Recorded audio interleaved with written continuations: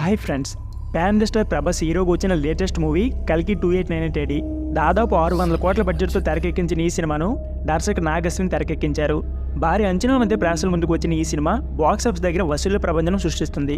తాజాగా ఈ మూవీ 500 కోట్ల పైగా వసూలు రాబట్టినట్లు కల్కి ప్రొడక్షన్ హౌస్ వైజయంతి మూవీస్ అధికారికంగా ప్రకటించింది.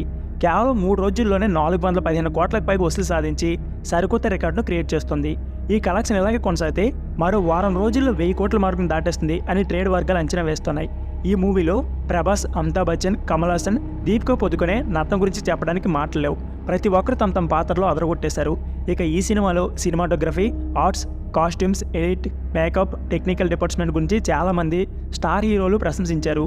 ప్రపంచ స్థాయి సినిమా ప్రణాళికను ఏమాత్రం తీసుకొని కలిగి రానున్న రోజుల్లో మరిన్ని అద్భుతాలను క్రియేట్ చేసే పనిలో ఉంది. సో ఫ్రెండ్స్, ఇది వీడియో. ఈ వీడియో నచ్చితే please like, share and subscribe my channel. Thank you for watching. అలాగే మీరు ఎంతమంది డార్లింగ్ ప్రభాస్ ఫ్యాన్స్ ఉన్నారో ప్లీజ్ మన ఛానల్ని సబ్స్క్రైబ్ చేయడం మర్చిపోకండి. అలాగే కామెంట్ బాక్స్లో కల్కి అని కామెంట్ చేయండి.